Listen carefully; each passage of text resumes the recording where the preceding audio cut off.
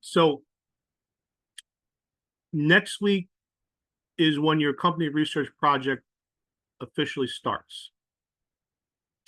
I am going to give you next week to work on your company research project.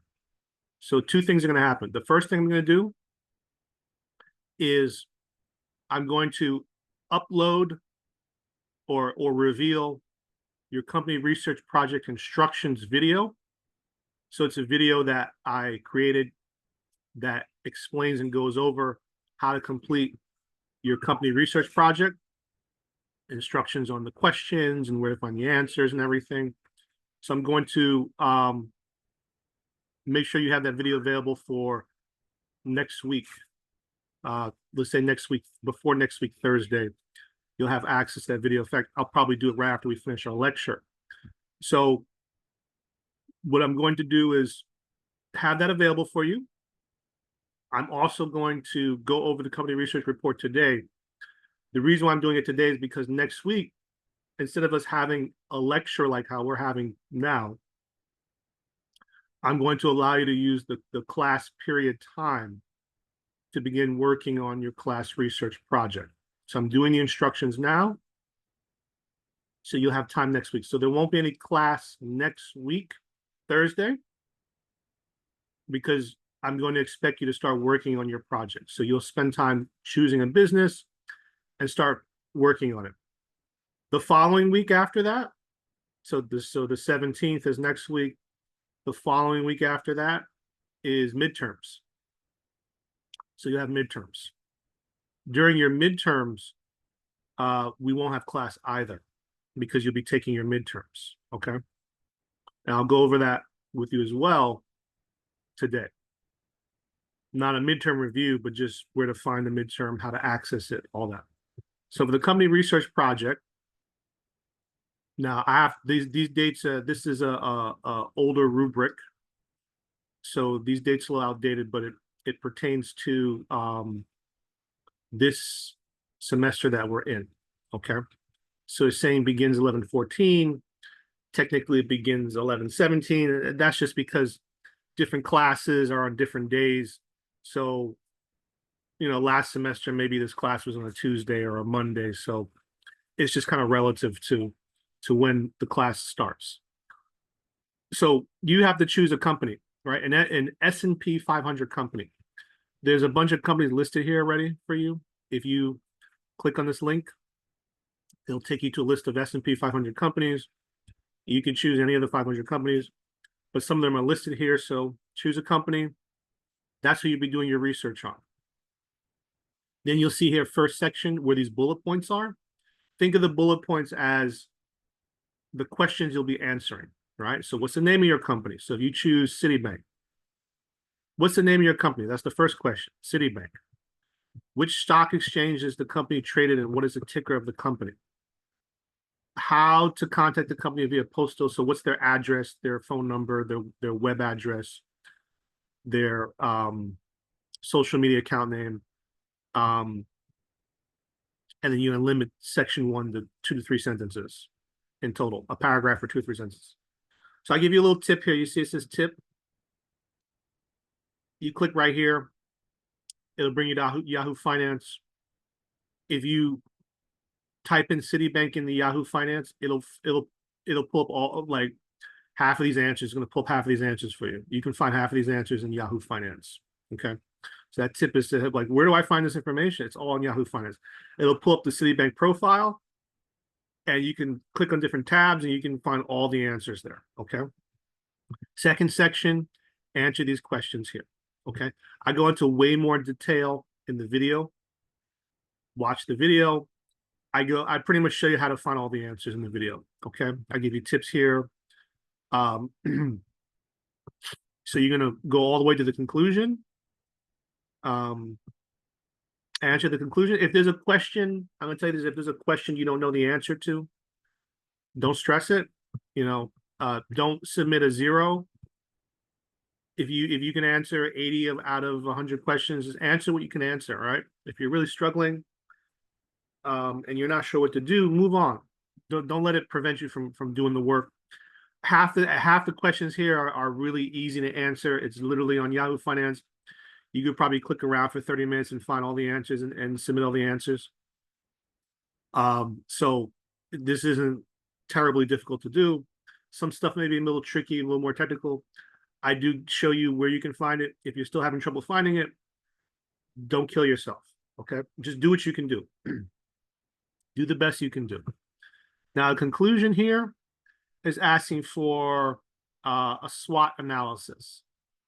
So you're going to choose a company like Citibank, and then you got to choose a competitor. So what's a competitor to Citibank? Chase, Bank of America, those are all S&P 500 companies, and they're both banks, right? So you're going to choose a competitor, and you're going to do a SWOT analysis: strengths, weaknesses, opportunities, threats. My 2 cents, guys, is just Google. Someone's already done the work. Google Citibank SWOT, Chase SWOT, Chase Bank SWOT, or Bank of America SWOT, and you'll pull up so much pre-done research information that literally the answer is there. Because these are Fortune 500 companies. People are analyzing these companies all day. You don't have to stress your brain. You just have to know how to find the research, because this is a company research project. So the idea is that we don't want your thoughts and opinions. We want you to do research, right? So I'm not asking you to tell me, what do you think the strengths of Citibank are? What do you think the weakness of Citibank is? Or if you choose Google or Microsoft, whatever Standard & Poor's 500 company you choose, S&P 500 company, whatever company you choose, I don't want you to tell me what your opinion is on the strength and weakness and opportunity and threats. I want you to find research. The research has been done already.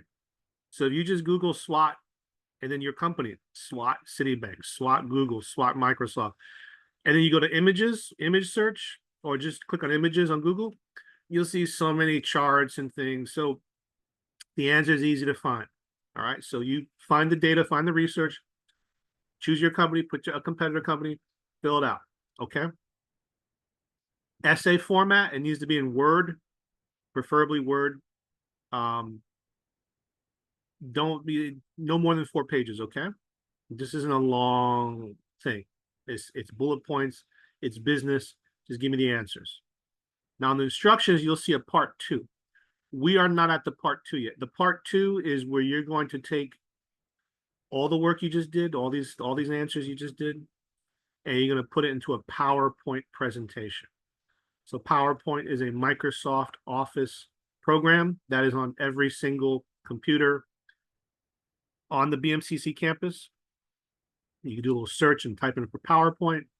You don't know what PowerPoint is, and you're going to use the PowerPoint software to create a slideshow that's just taking your information, taking all this information that you just completed, and just making it into a presentation slideshow. And then you're going to submit that slideshow, and you're going to record yourself presenting the slideshow. We're not at that part yet.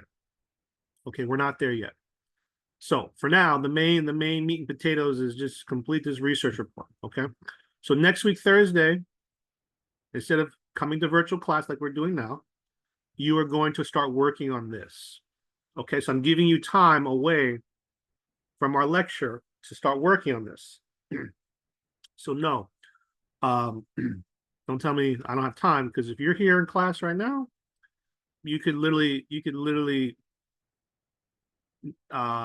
proverbially, as they say, bang out half of this work in the same hour, 45 minutes we're on Zoom. You could literally just jump on Yahoo Finance, choose a company, that's your company, and you could have most of these questions answered already. So in the same time of our class, you could do half of this work. I'm giving you the time to do that, okay? So we're not going to have class next week, Thursday. And then after next week, Thursday, next week, Thursday is week 7. So you'll do your week 7 assignments. Instead of having a lecture here, you're going to work on your company research instructions. Week 8 is midterms, okay? So let's take a look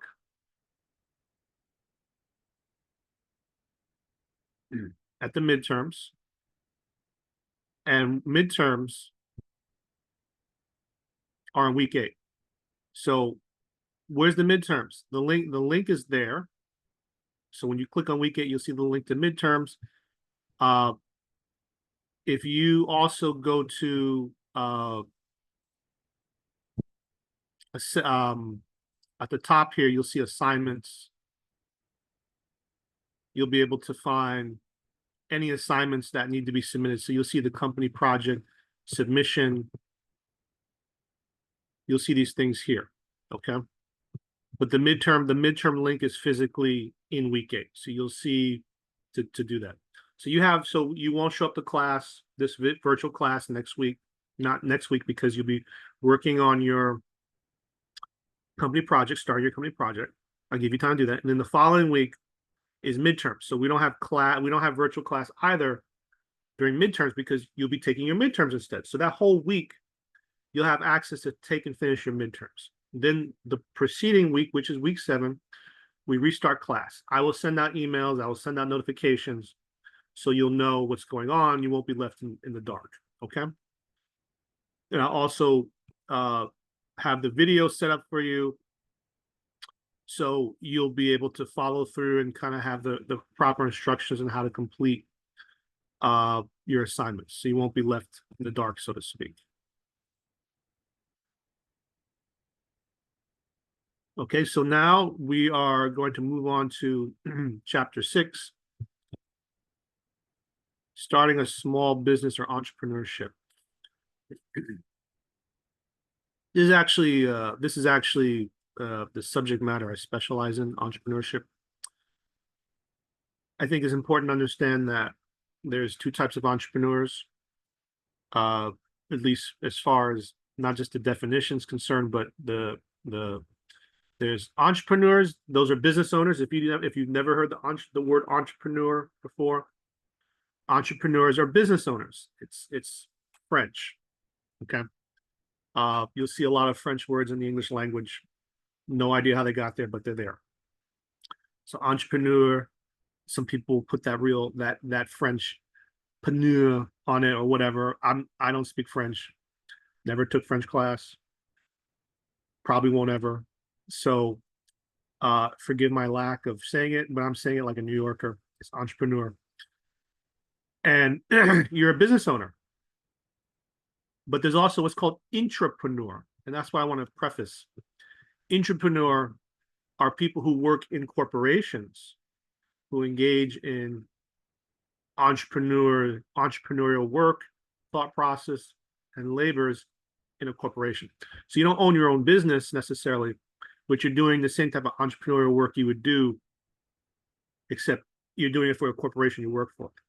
So perfect example would be if you work for Starbucks, and Starbucks is expanding in, let's say, South Korea and China, hypothetically. That's a new venture, right? You're opening up new locations, you're opening up new businesses. It's not an easy task. And if you work for Starbucks corporate, how are you going to do that? You have to do that, right? You have a budget, financing, different culture, different tastes, different marketing.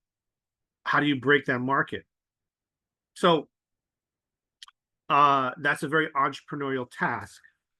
And an intrapreneur is someone who's engaging in the same type of entrepreneurial thought, actions, behaviors, skill sets, very important, the skill sets, applying it in a corporation. So entrepreneurial skill sets, entrepreneurial behaviors are sometimes like, why am I learning entrepreneurship for? I'm working for a company, because literally you use it. If you're working for a company, you're using the same skill sets. If you're in that type of field. If you are starting your own business, obviously you need to use the same skill sets. So the understanding of entrepreneurship is very important because it applies to business owners. It applies to employees. If you're, middle management and above, you're going to be using more entrepreneurial skills. And if you're higher than that, where you're making market decisions and handling P&L, which stands for profit and loss, which is you're making financial decisions for the business. You're responsible for their income and their loss. you almost sort of have like a stakeholder in sharing the company's profits and loss, not from an ownership standpoint, but from a responsibility standpoint as an employee. So entrepreneurship is very important because entrepreneurship applies to people working in companies as well. Those skill sets also apply. So it's growing and developing a business segment is entrepreneurial.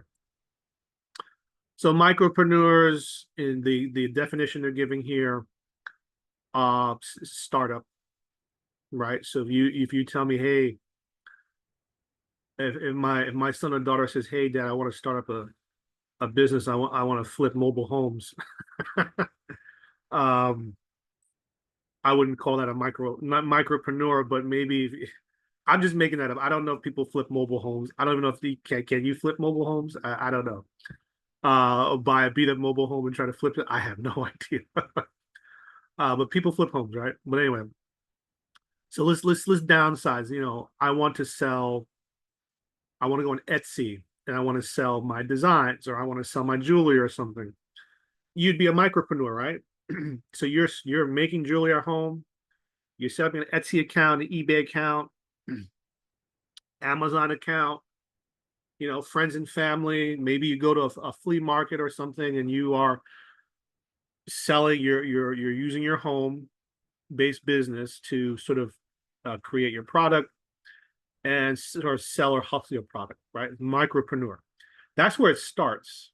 That's where it begins, right? You see pictures of Jeff Bezos, the Amazon CEO, who's worth tens of billions of dollars, and probably more. And you see photos of him in his garage, physically selling books. Like he's hustling out of his garage. He's hustling out of his home. He got his first office. He's sleeping in his office floor, right? So he started off as a micropreneur, working from home. Now he's a zillionaire, right?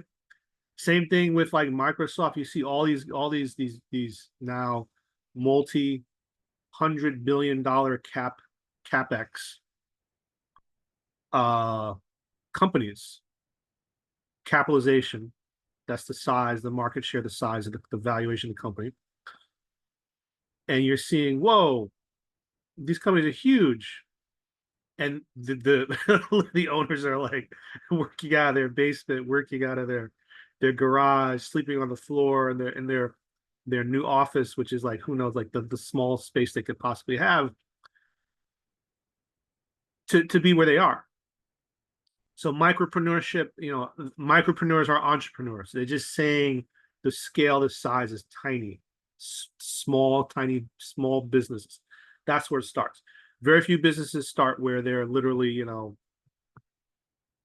I'm starting my business. I'm renting a loft in Dumbo in Brooklyn, and you know, I've got 30 employees, and that's how I started my business. Some businesses start like that because their connections, who they know, you know, they have venture capital. You know, sometimes people are able to start like that, but that's unusual, and that's not the majority.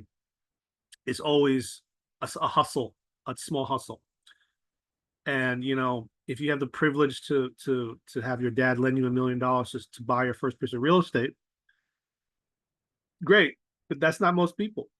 So even the biggest billion-dollar businesses that you see today, they were micropreneurs. They're starting off from nothing. So that's important to remember. So why a home-based business?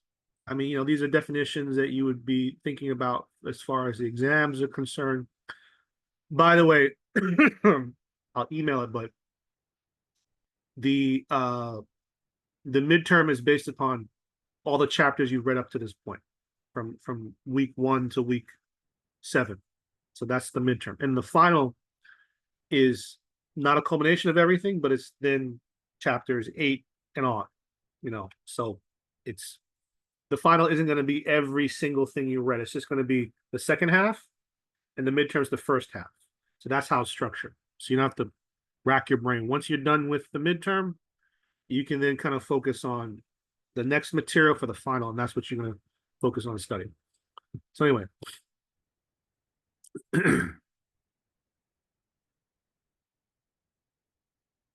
so it says so talking about online business. So in online business, you'll see that during in my generation, there was no online business. Okay, 2000, early 2000, there were no online businesses. There's no Amazon. People were texting each other. There were no, people were some people were texting each other, right? Because you had to pay money to text people. If I sent you a text message, it was like 10 cents a text or 35 cents a text. It was crazy. And that's if you had a cell phone that could text, because some people didn't even have cell phones. Um, so online so this is like this 20-year jump in terms of how business is being done in the last 2 decades versus how it was before. Totally different. Right? You picked up the phone, you called people. It is very different. So now online business is billions of dollars. Amazon is huge because it's online, right? It wasn't around. You couldn't create Amazon 20 years ago. It just is physically impossible. Just the technology wasn't there. But it became there, and people jumped on it. So it's to tell you how radically and how quickly the world can change in 20 years when it comes to business and technology. So we're all sitting here now, and 20 years from now, technology may change and shift in such a way where we are doing business differently, we are communicating differently, we are engaging with each other differently, we are doing things differently because business can just shift so quickly because technology is shifting. And that's an important point as well. The opportunities that you see today may not be there 20 years from now. It may be new opportunities, especially with AI. You may be sitting in front of a doctor and it's not a real doctor, it's an artificial intelligence doctor, right? So you're sitting, you go to a Zoom session like this, fake doctor talks to you on the screen, and a nurse took your blood, or maybe a machine took your blood, and it reads your blood, your data, and then it computates a recommendation because it's just your body is just science, right? It's blood, it's enzymes, it's all scientific. It's data that can be computed and compounded. You don't really need a human being to really do that, to take your blood to create a diagnosis to you. So literally 20 years from now, you have AI doctors, and I like they're working on it now. It's just not that simple because of medicine. But don't be surprised. Or doctors are using AI to assist them so that they reduce their liability of malpractice, because some people want to talk to a doctor. So it's going to be totally different, man. I'm telling you guys, 20 years from now, excuse me, the future is going to be different. So, so this is talking about online business because in old business textbooks, we didn't discuss that, but now it's a thing. So that's what that's about. Whereas for a lot of you, it may be the norm. It wasn't the norm before. Incubators are places where businesses can go and grow and develop with the support and help of usually a venture capital firm or an incubator that supports businesses, small start businesses. A business plan, very important. A business plan is essentially, you can read the definition, but a business plan is essentially a blueprint that explains how you're going to execute your business. What are the risk factors? What is your business? Who are you marketing to? Who are your customers? How much is it going to cost? What are your projections of finances? What is your strategy? What's your exit plan? How much are you going to make? And usually the executive summary, which is a summary of everything, is what the investor reads. And if they like the executive summary, they'll then proceed to look at specific areas. For BMCC, I don't teach an entrepreneurship class. Sometimes I do. It depends. Sometimes they grab me for a class. But School of Professional Studies, I teach entrepreneurship class, and pretty much the students come in groups and they make an entire business plan and they create a business from scratch. If you're looking to borrow money from the SBA to start your small business, you will need to create a business plan before you do that. The SBA has a lot of resources on how to create business plans. SBA. So don't be intimidated. You can find a lot of information, but I would look at the SBA as your first resource. They have classes, free classes, online classes. Just have to find one available in your area or online that has resources on how to create a business plan. You can Google it too, but I'll be honest, some of the business plans you find online are not that great. I would use your school library, your online resources to find a book that discusses business plans. You can find an entrepreneurship class that's being taught by BMCC, find their syllabus, and find the textbook they're using, and you could try to reference that as well. That's probably the easiest ways to do that. And then see if you can find the textbook online or get it from the library for free, and then just Xerox copy the pages you want. So that's how you could do that, to try to find how to find current business plans. Because if you Google business plan, you're gonna get all this nonsense popping up, and it's just, I mean, it's not wrong, but it's not, some of it's not current. It's very basic.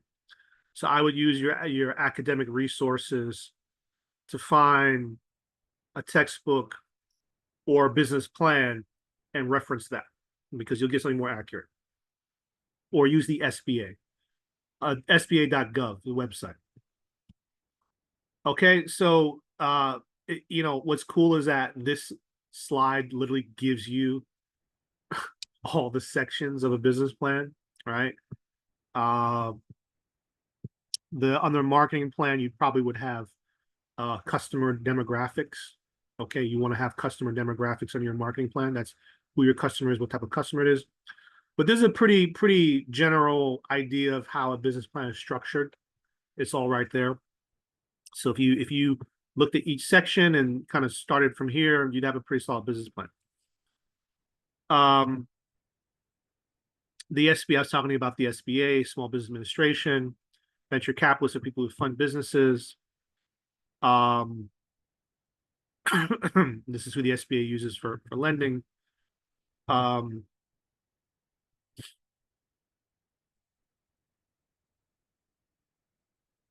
The global aspect of it is really,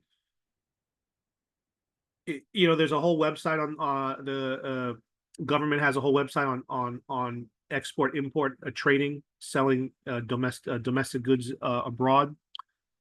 But I don't know too many people who are doing global business unless you have a tie to a specific country. You come from a certain country, you see an opportunity, you want to sell abroad. That's when those opportunities come about. So that's pretty much the gist of entrepreneurship. I mentioned this last class. If you want to start a business, go to the county clerk, get a DBA, ask them what certifications you need. They'll tell you what documents to get. You fill it out, you get it notarized, you bring it back. You could be incorporated with the business. And then you go to the IRS, do a Google search for TIN or EIN, and you can create an EIN number for your business, and the IRS will generate one for your business once you have the documentation, and you can start doing wholesale business on a couple $100 to start off with. You go to LegalZoom, start a business, and you can start soliciting wholesalers. They may want a tax ID, and they may want in New York. It's called a New York State tax certificate. It allows you to collect taxes when you sell product, and you get going. And there you go. So remember, class, there is no class next week. You are going to be working on your project, and then the week after is your midterms. So we don't meet again. So I won't see you guys on Zoom for 2 weeks, next week and the next week, the week after. But I will see you then. So I'll send out emails and reminders. So everyone be well, and I will see you technically 3 weeks out, but I'll be sending you messages during that time. So take care, everybody, and enjoy the rest of your day. Professor,